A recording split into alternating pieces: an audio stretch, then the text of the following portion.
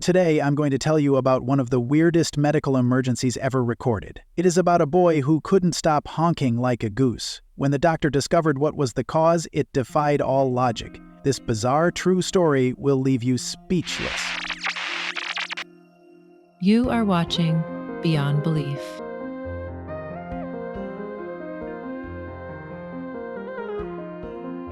November 2nd, 1848, East Prussia. It was a cold, overcast day when Dr. Karl Heinrich August von Bau was just beginning to settle into his new medical practice. The young doctor had only recently opened his private office, and he was still adjusting to life as a small-town physician. That evening, as he began closing up his practice for the day, the front door to his clinic burst open with a loud bang. A teenage boy stood in the doorway, panting heavily, his face pale with terror. "Doctor, you have to come, it's an emergency!" Dr. von Bau shot up from his chair, rushing to the boy. "What's wrong?" The teenager swallowed hard before blurting out, "It's my friend. He's honking like a goose." For a brief moment, the doctor wondered if this was some kind of prank, but the sheer panic on the boy's face told him otherwise. Something was definitely wrong. Without hesitation, Dr. von Bau grabbed his medical bag and ran outside with the teenager. They flagged down the nearest horse-drawn carriage and urged the driver to hurry. The moment they arrived, the boy's mother came sprinting out of the house, her face a mask of distress. "Please, hurry," she cried, grabbing the doctor's arm and leading him inside. As they rushed toward her son's bedroom, she explained what had happened. Her 12-year-old boy had been outside playing with his friends when, out of nowhere, he began having a violent coughing fit. The coughing lasted for minutes, so forceful it left him gasping for air. But when he finally managed to take a breath, honk. A loud, unnatural goose-like sound had erupted from his throat. Every inhale, honk. Every exhale, honk. At first, the mother assumed it would pass. Maybe it was a reaction to the coughing. But after 18 hours of relentless honking, she knew something was terribly wrong. When the doctor stepped into the boy's room, he could see the child was looking very pale. His face was swollen, and his lips were a sickly shade of blue. He was drenched in sweat, his chest rising and falling in short, frantic gasps.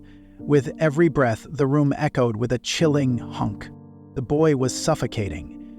Dr. von Bau sprang into action. "Open your mouth," he commanded.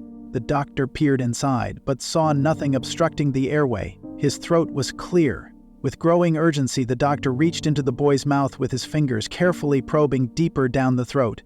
That's when he felt it. Something hard and slippery was lodged deep inside. Grabbing his forceps, the doctor tried to extract the object, but it kept slipping through his grasp. The boy was getting worse. His breathing was getting shallower. With no other options, the doctor made a split-second decision. He will perform an emergency tracheotomy right there and then. It is a surgery where you cut a hole in someone's neck in order to allow air to go in.